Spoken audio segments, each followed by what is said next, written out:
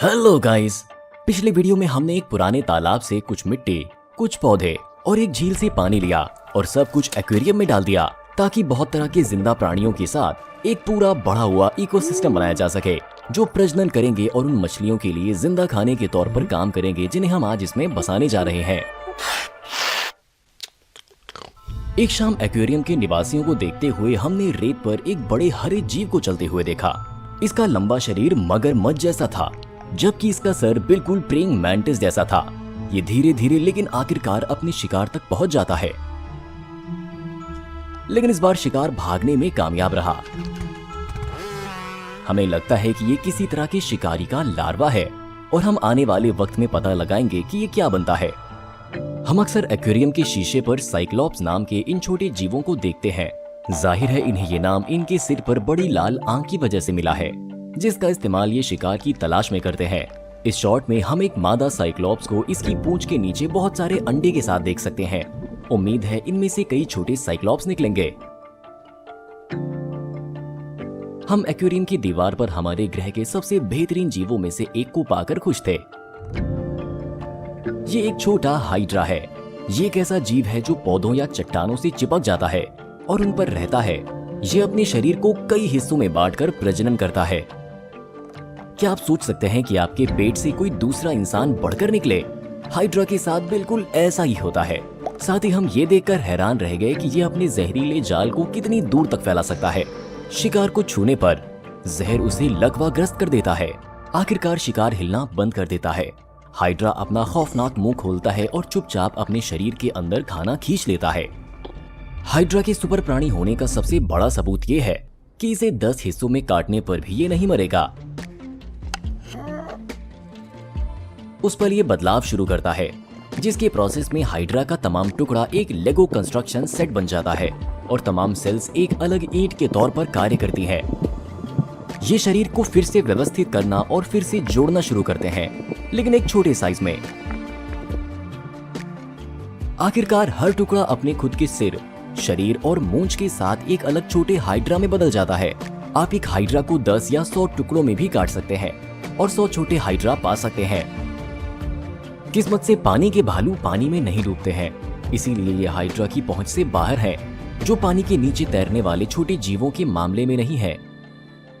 कुछ दिनों बाद हमने तय किया कि फ्यूचर के एक्वेरियम की पिछली वीडियो में हमने जो झींगे रखे थे उन्हें पेश करने का वक्त आ गया है। नए पानी में रहने के कई घंटों बाद हमने उन्हें एक ऐसे कुदरती हालात में छोड़ दिया जिसमें वो पहले कभी नहीं रहे थे। इन हालातों में इनके डाइट में तरह तरह के खाने होंगे।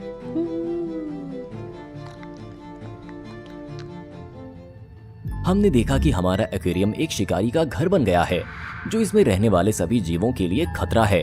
ये एक जोंक है जो अपने शिकार की तलाश में एक्वेरियम के शीशे तक सफर करता है। ध्यान से देखें, यह अपने पेट पर कई बच्चे जोंक को ले जा रहा है। इस टैंक में और भी ज्यादा भयंकर शिकारी होंगे और बाद में आप देखेंगे कि ये किस पर हमला करेंगे। केचुए किसी के लिए भी हैरानी की बात नहीं है, लेकिन क्या होगा अगर हम आपको बताएं कि पानी के नीचे के केचुए भी होते हैं। वो नीचे की ओर छोटे बंकर बनाते हैं और कभी कभी उनसे बाहर झांक कर आसपास के हालात का जायजा लेते हैं। लेकिन एक बार हमने पानी की सतह के ठीक नीचे इस कीड़े को देखा। हमें नहीं पता कि ये वहाँ कैसे पहुँचा, लेकिन ये एक पौधे के चारों ओर कुंडली मारे बैठा था और जाहिर है छोटे डैफनिया में से एक को पकड़ने की कोशिश कर रहा था। क्या आपको जलीय कैटरपिलर याद है, जो तमाम पौधों के टुकड़ों से बने घर में रहता है? हम इसके घर को ऐसी जगह से शूट करने में कामयाब रहे जहां आप इसके अंदर जाने के रास्ते को साफ देख सकते हैं। किसी जादुई तरीके से अंदर कोई पानी नहीं है। अंदर ये रास्ता दूसरे डायमेंशन में जाने के पोर्टल या मैग्नीफाइड लेंस वाले पोर्टल जैसा दिखता है, जिसके पीछे आप कैटरपिलर को अपना काम करते हुए और धीरे धीरे घर के अंदर से खाते हुए देख सकते हैं। कुछ सेकंड्स में ये कुछ हरे रंग के तोहफे बनाता है जो धीरे धीरे नीचे डूब जाते हैं, जहां उन्हें एक अनजान झींगा भगवान की तरह से दिए गए वरदान के तौर पर उठा लेता है। अगली सुबह हमने एक्वेरियम की दीवारों से जुड़ा हुआ घर देखा, लेकिन अंदर कोई नहीं था। हमने चारों ओर देखा और हमने ये पाया कि एक छोटा और बहुत खूबसूरत पतंगा एक्वेरियम के ढक्कन पर उल्टा बैठा था और अपने पंख फैलाए हुए था। इसका मतलब जलीय कैटरपिलर ने आखिरी बदलाव कर लिया है और इस खूबसूरत प्राणी में बदल गया है। जाहिर है हमने इसे बाहर छोड़ दिया और पतंगा अपनी नई जिंदगी से मिलने के लिए आसमान में उड़ गया। हमारे इस इकोसिस्टम में मछलियों को शामिल करने का वक्त आ गया है। हमने इन 2 शिशुओं को चुना जिनके पास हर दिन पानी की सतह पर दिखाई देने वाले ढेर सारे खाने के लिए तैयार होने का बहुत कम वक्त था। उम्मीद है ये शिकार करने और खुद को बनाए रखने में कामयाब होंगे।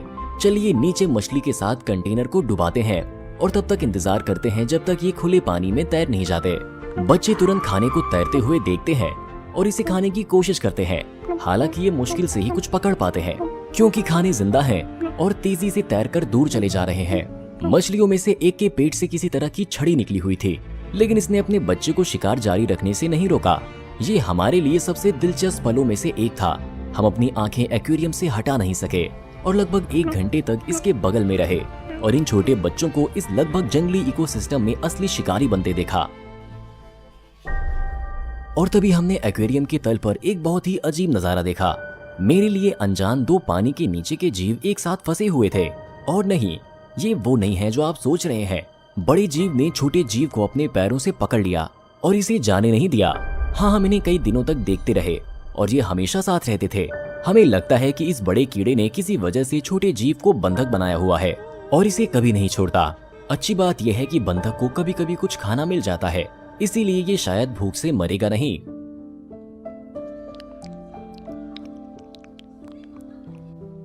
उस शाम हमने एक जोंक और एक छोटे घोंगे का एक उदास करने वाला नजारा देखा। और नहीं, जोंक घोंगे को गले नहीं लगा रहा था या बंधक भी नहीं बना रहा था। ये कांच पर इंतजार कर रहा था और घोंगे पर हमला कर रहा था। फिर जोंक ने शिकार के शरीर को सक्शन कप से चूसा, इसमें एक छेद किया और अपना जहर इंजेक्ट किया, जिसने घोंगे के शरीर को लिक्विड बना दिया, जिससे जोंक घोल की सारी चीजों को ऐसे पी गया जैसे कि ये एक ग्लास में कॉकटेल हो। लेकिन परेशान मत होइए, क्योंकि हमें एक पत्ते पर अंडे का एक झुंड मिला जो शायद घोंगे ने जोंक से मिलने से पहले दिया था। बाद में हमने कांच पर कुछ और अंडे देखे जिसके अंदर हम घोंगे को रेंगते हुए और अंडे सेने का इंतजार करते हुए देख सकते थे। इस नवजात शिशु पर एक नजर डालें। इसने हमें एक बेहतरीन करतब दिखाया जिसमें इसने एक छोटी सी छड़ी ली, उस पर एक कंकड़ रखा और हमें बैलेंस करने का करिश्मा दिखाया। एक्वेरियम के पानी का पंप शायद इस वजह से काम करना बंद कर दिया क्योंकि हमने फिल्ट्रेशन छेद को जाली से ढक दिया था। इस परेशानी के हल की खोज करते वक्त हमने एक्वेरियम में ये इरेटर लगाया जो बुलबुले छोड़ता था और इस तरह पानी को थोड़ा मिलाया ताकि ये एक जगह रुके ना। जैसे जैसे वक्त बीतता गया, झींगों ने नए हालातों के साथ बहुत अच्छी तरह से एडजस्ट किया और एक्टिव होकर मरे हुए पौधों के जमा कणों से एक्वेरियम के तल को साफ किया। सिर्फ ये छोटी छड़ें छोड़ दी। मछलियां काफी बढ़ गई हैं और उनकी पूंछ ने रंग हासिल कर लिया है। हमें लगता है कि इनके लिए जिंदगी का ये तरीका ज्यादा दिलचस्प है। पौधे भी इस दौरान बढ़ते रहे और उनका साइज बढ़ता गया। आप देख सकते हैं कि एक्वेरियम शुरू में कैसा दिखता था और अब कैसा दिखता है। एक्सपेरिमेंट प्लान के मुताबिक चल रहा है। एक्वेरियम की शुरुआत में हमें बिल्कुल भी कोई परेशानी नहीं हुई। शैवाल, बीमारियों या गंदे पानी का कोई प्रकोप नहीं हुआ जैसा कि अक्सर होता है। हमने बस कुदरत की दी गई हर चीज को टैंक के अंदर डाला और एक्वेरियम पूरी तरह से चालू हो गया। 60 दिनों में हमने किसी भी निवासी को खाना नहीं खिलाया, पानी नहीं बदला या लगभग किसी भी तरह से इस इकोसिस्टम में दखल नहीं दिया। क्या फ्यूचर में चीजें इतनी आसान होगी? वक्त इस सवाल का जवाब देगा और हम आपको अगले एपिसोड में सब कुछ दिखाएंगे।